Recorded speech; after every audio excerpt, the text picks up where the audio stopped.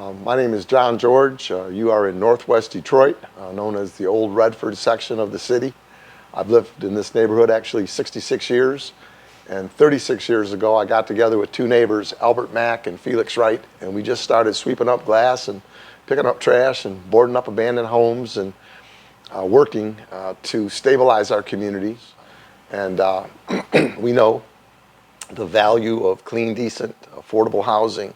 It's where we raise our family, and it's important that our children are raised in an environment that's conducive to growth. This is our 36th year of bringing people together. We've met almost every Saturday for the last 3.5 decades. We met this morning, we met last Saturday, and God willing, we'll be back here the following. It really has been an adventure. I've met people from all around the world, evidence as you guys are here today, all the way from Australia. So I like to think that we've kind of set out a ripple of hope in this community, and we're seeing that ripple come back. We've had people that used to live in the city come back, move back, young families moving in, positive things happening, murals, art, all different kinds of fresh fruits and vegetables at Farm City, affordable housing, job opportunities. So I believe in the final analysis, our work is making some significant improvements in the community. Well, this area was actually annexed by the city in the 20s. It used to be part of another township, Redford Township. Thus, Old Redford is what this area is known as. It's a very interesting neighborhood for a lot of reasons. It has a mix of housing, both affordable and some even a little bit on the high end. But there were so many reasons we lost population in the 50s and 60s. At one time, we had 1.8 million people living in Detroit, and we're down to less than 700,000. So a lot of people got up and left in its wake a lot of abandonment and blight and negative energy. And when those houses become stale, they also become a breeding ground for crime and things that you just don't want to be associated with. Of course, the city went bankrupt, and more people left. Thanks to Mayor Duggan and our city council, James Tate, and the folks that serve at the city level, working with groups like Blight Busters and other nonprofits across the city, we've been able to remove the majority of those blighted and abandoned properties. When Mayor Duggan came in 12, 13 years ago, there were almost 45,000, 46,000 vacant and blighted properties. Because of our work and his and others, that number has dwindled to about 5,000 properties that need to be addressed. So, supply and demand dictates the less you have of something, the more value you have what's left, especially if you're cleaning it up and painting it and beautifying it and creating affordable living spaces and workspaces. So as we get rid of what we don't want and maintain and repair and rebuild what we do want, we're seeing the values come up, and the first time in 66 years, people are actually moving back into the city. So it has been a long haul, to say the very least. And when we got together 36 years ago, it was our goal to save this little business district, and we're pretty close to meeting that goal. The affordable housing behind me is the next step forward. Now that we've gotten rid of what we don't want, we now want to build what we do want. So Orchard Village is 48 units, 2-bedroom homes, apartments that will have all the amenities, refrigerator, stove, washer, dryer, central air, microwave, and the rents, thanks to the state, will be somewhere just a little north of $500 a month. It's probably the most affordable 2-bedroom apartment in Detroit that I know of, that I'm aware of. We're also building our third community center, which will be known as the Sunflower Arts Center, which is out the back door of the Artist Village, just a half a block south of the 48 units. So in the next year and a half, 2 years, we're going to be spending about $21 million on this one block, with the Artist Village in the middle, and I guess we got a couple of bookends. We got 48 new families and then our third community center. And of course, the mayor is spending somewhere between $600,000 and $700,000 in our arts alley, putting in all new pavers and paying our artists to do new murals. It's really going to be something when all this is said and done. And then we're also looking into building 45 units of affordable housing for our seniors. So we like to think we have something for everybody: the young families, the seniors, the artists, and people that just enjoy each other's company, a good cup of coffee at the Java House, a little music and jazz out back, a burger off the grill. So we've really created a space and a place where I feel everybody feels welcome. People come to give and to get, and it's a real yin and yang, kind of a thing. And once you create that kind of atmosphere, magic happens. People will drop in and come around and, hey, what about this? And hey, can we do that? And next thing you know, it's an art show, or it's a festival, or it's a jazz concert, or it's a comedy night. So you create that space and place where people feel comfortable to come and participate and partake. And our dream of a stable and revitalized community occupied by homeowners and business owners is really becoming a reality. I didn't realize it was going to take 40 years, but hey, I didn't have anything else to do, so I figured why not save a piece of Detroit. When we came to occupy this space in this corner, pretty much everything was broken. The old Masonic Temple was vacant. This building was on the demo list. The sidewalks were in disrepair. The trees were overgrown. There was illegal dumping for literally miles, to be completely honest with you. And we just thought that this area, this neighborhood, could be better.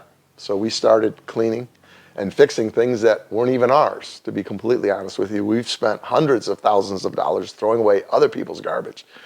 And when we put in the community garden, the original intent was to stop people from dumping on that space.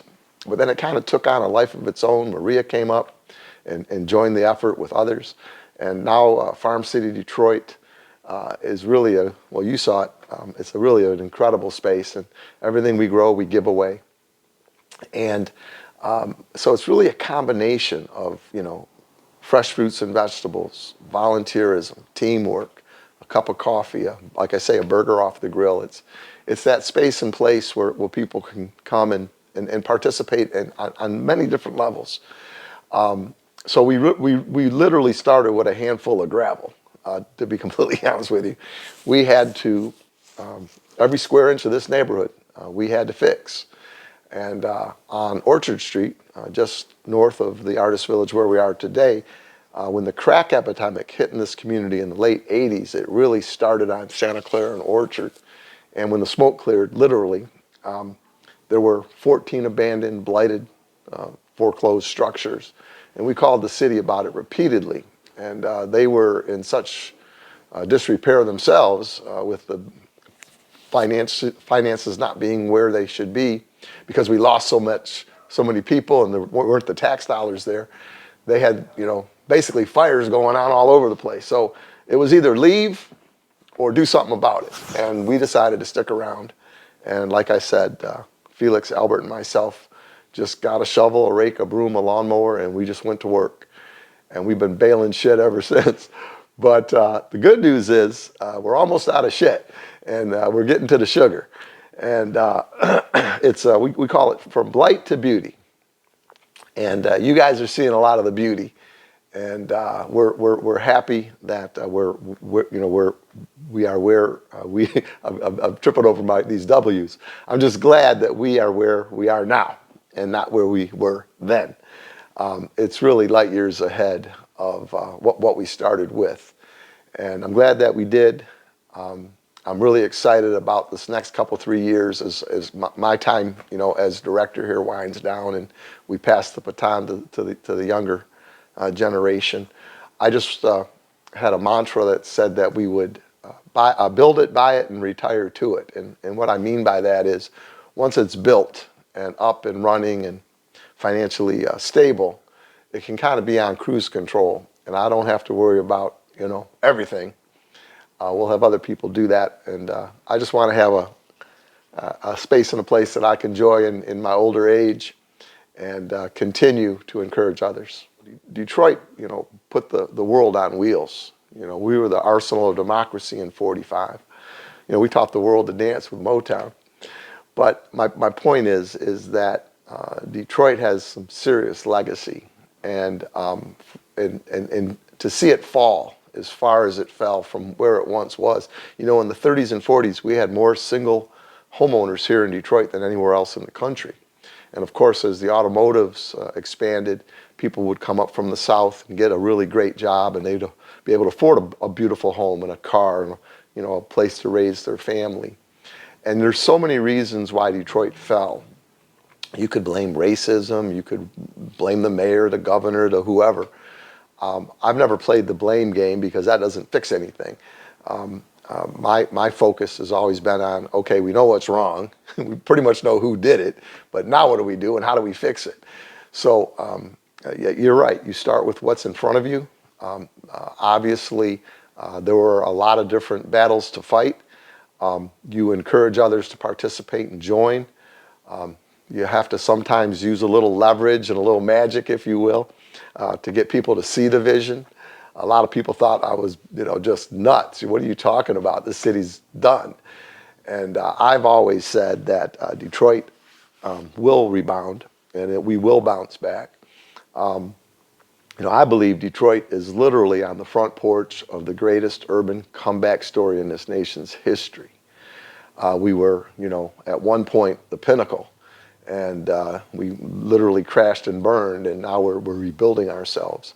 But it goes to leadership, both in the White House, in the governor's mansion, downtown, with the mayor and the council, working in harmony with the nonprofits and the block clubs and the community groups to really repair the fabric and to create that opportunity and hope so people can own a home, people can get a job, people can afford to raise a family, again, in a decent, clean environment that has art and has music and has poetry and has all the beautiful things that make being a human human. So it has been, like I said, quite an adventure. Hasn't always been easy. We've been on the brink of disaster more than once. But it's because I have a deep belief in the city and its people that we continue to shine. And we're going to do our level best to leave this corner just a little bit better than we found it. So if you ever watch the movie It's a Wonderful Life, you will know why I do what I do. It shows how one person that believes maybe in the impossible can make things possible by actually walking the walk, doing the work, and showing others that, in fact, it can get better. But we have to work together. We can't do it individually. Everybody has to bring their talents, their time, their effort to this effort. And collectively, we have been able to attract over $100 million in investment. Meijer, which is a large supermarket chain here in America, about 9 years ago in the coffee shop, I met with the president of Meijer, and we had a discussion. He basically asked me, what are you guys doing, and are you going to continue to do it? And I said, absolutely. And then about a month later, I came back to the coffee shop, and who was sitting there but the president of Meijer with a buddy of his, and I said, what are you doing here? He says, well, we're going to buy the old school. It sat on 18 acres. It was vacant for about 8 years, and they invested $32 million, built a 200,000 square foot store that now employs 300 of our neighbors. And that was part of about $100 million that we've helped to bring into the neighborhood by doing just what we did. Is basically getting rid of what we don't want so we can fix up and utilize what we do want. So it really has had a very positive effect.